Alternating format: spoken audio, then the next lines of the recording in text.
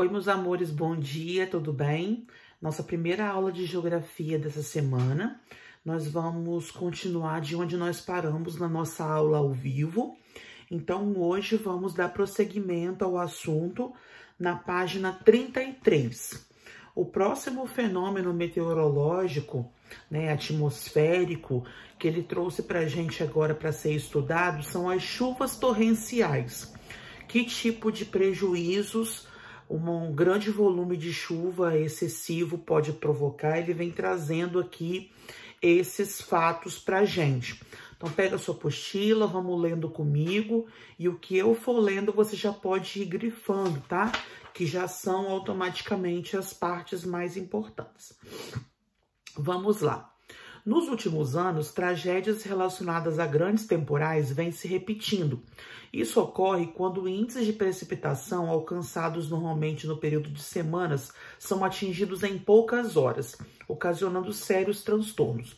Então, a gente cansa de ver, por exemplo, na televisão, reportagens de tantos milímetros de chuva, que era uma chuva esperada para o mês inteiro, cair aquele volume intenso em poucos minutos ou em poucas horas, tá? Isso vem acontecendo com cada vez mais frequência em vários lugares, em vários pontos do Brasil e do mundo.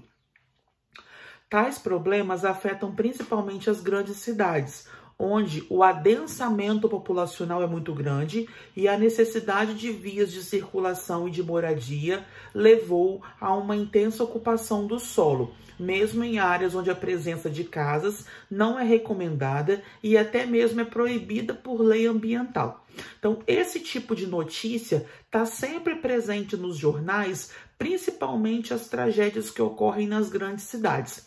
Como ele mesmo falou, nas grandes cidades a concentração populacional é muito maior, então o número de pessoas afetadas com essas chuvas, obviamente, é grande, e também porque na cidade você tem uma grande quantidade de pessoas vivendo em locais de risco, à beirada de encostas, então isso acaba sendo um prejuízo ainda maior para essas pessoas. Quando eu falo prejuízos, não só prejuízos financeiros, pelo fato da casa desmoronar, deles perderem bens pessoais, às vezes a enchente, a enxurrada levar seus objetos pessoais, mas pela própria vida. Quantas e quantas reportagens a gente vê de deslizamento, de pessoas que morreram soterradas, enfim, tá? É fundamental que as áreas próximas aos leitos dos rios sejam cobertas por vegetação e preservadas. Porém, não é isso que ocorre em geral. Os rios que cortam as grandes cidades não apresentam mais a proteção da vegetação e as enchentes que ocorreriam de forma natural nas áreas ao redor das margens, principalmente das várzeas, grandes planícies alagáveis, agora avançam sobre áreas pavimentadas. Então, aquela vegetação que cresce ao redor do rio, esses rios que cortam as grandes cidades, essa vegetação já não existe mais, é tudo lugar pavimentado, murado em volta. Então, na hora que a enxurrada vem, que a água vem com força, acaba carregando tudo pela frente, e as encostas dos morros também não tem mais sua vegetação preservada, porque já foi desmatado, casas foram construídas ali, então o solo fica exposto, fica descoberto. Quando vem esse grande volume de chuva, ele não suporta, porque ele encharca de um determinado ponto até que ele desmorona. Outro problema que vem se repetindo no Brasil, mais intensamente na região litorânea, são os deslizamentos de encostas. Esses é um fenômeno comum, natural e que acontece frequentemente nas regiões serranas. O ser humano tem intensificado esse fenômeno por meio do desmatamento e da construção de suas casas em áreas de encosta. Nesses locais, como a inclinação do terreno é muito acentuada, a possibilidade de deslizamento é grande. Então, eu quero que fique bem claro para você que deslizamento de encostas sempre aconteceu. Não é um fenômeno da atualidade. Mas o problema é que esse tipo de deslizamento está acontecendo com cada vez mais frequência por conta do desmatamento. Pode ser que uma encosta tenha sua vegetação preservada e mesmo assim ela pode desmoronar. Esse tipo de fenômeno pode acontecer, mas com a retirada da cobertura vegetal, isso fica ainda mais propício, mais acentuado para que aconteça. Então aqui nós temos as imagens de uma inundação do rio. Essa primeira foto é do Amazonas. Aí, gente, é uma cidade, as pessoas estão atravessando a cidade de canoa, né, de barco. E a segunda imagem é um alagamento também em São Paulo, tá? Devido a essas fortes chuvas. Virando a folha comigo, página 34. A vegetação impede a chuva de atingir a superfície de forma direta e atua no sentido de manter a integridade do solo pela ação de suas raízes. Com o grande volume de chuva, o solo fica encharcado, mais pesado e tende a descer a encosta, provocando destruição em tudo que encontra pelo caminho. A remoção de pessoas que vivem em área de risco é uma necessidade urgente, porém há muita dificuldade para essa realização, uma vez que exige recursos públicos para compensar aqueles que são removidos, além da relutância dessas pessoas receosas em abandonar suas casas. Então existe um problema de mão dupla aí. Se a gente vai remover uma família de um local de risco, né, de uma beirada de uma encosta, o governo precisa disponibilizar um outro local para alojar essa família. Essa é a primeira dificuldade, né? Sendo que tem milhares e milhares de famílias no Brasil afora vivendo a mesma situação. O segundo problema é que às vezes a própria família sabe que vive num local de risco, mas se recusa a sair dali. Não quer ir para casa de parentes pelo fato de incomodar e de não ter uma previsão para voltar para casa, ou às vezes também por não querer largar a sua casa, seu canto, seus objetos pessoais para trás. Então existe esses dois problemas aí que as pessoas enfrentam na atualidade.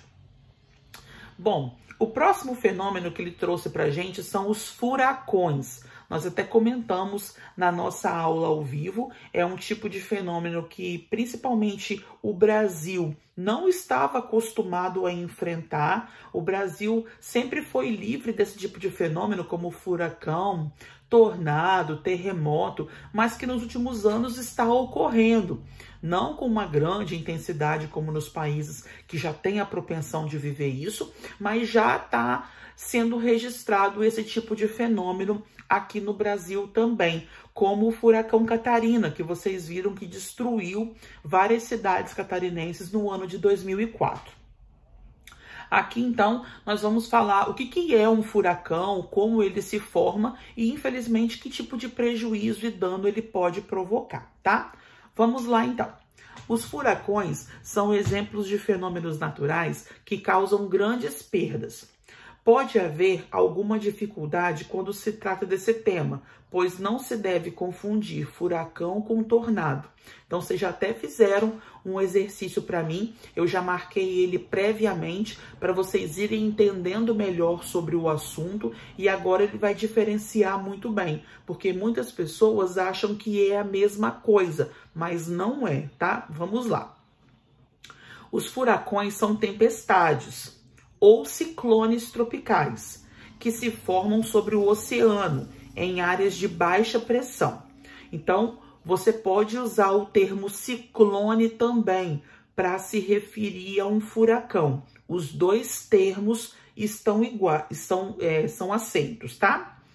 A temperatura da água favorece a umidade elevada do ar e as baixas pressões causam a formação de um sistema de nuvens muito carregadas.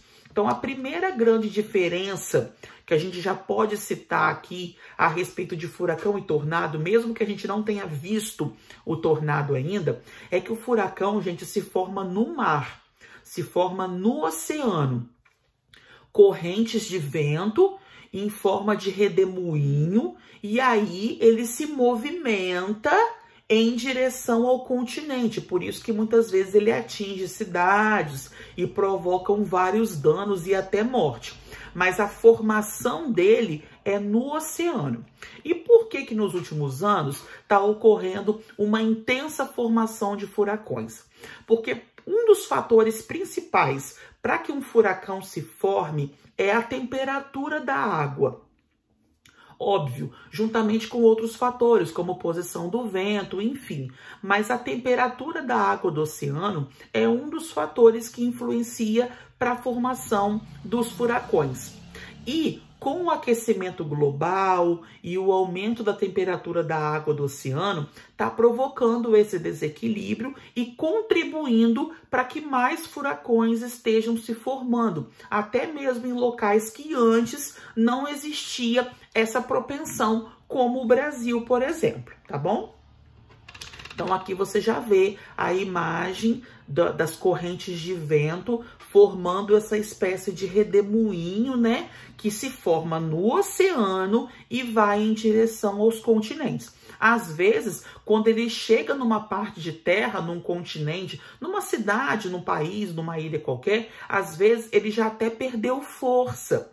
Mas mesmo assim, são fortes correntes de vento que podem provocar muitos prejuízos.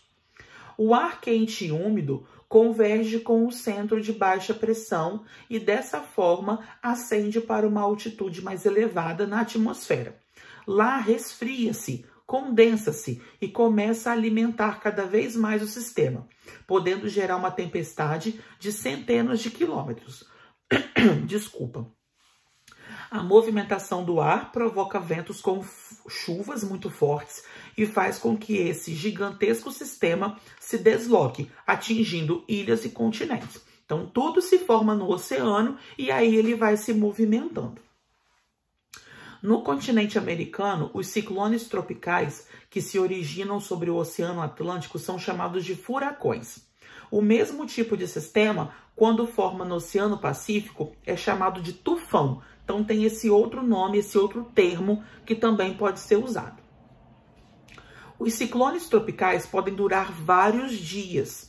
No entanto, quando entram em contato com o continente, a tendência é que ele desapareça gradativamente. Porque o que mais alimenta um furacão é a água do oceano. Então, à medida que ele se afasta do mar e vai se aproximando a locais de terra, a tendência é que ele vai diminuindo sua força até desaparecer, pois se afastam de seu principal combustível, que é a água quente do oceano.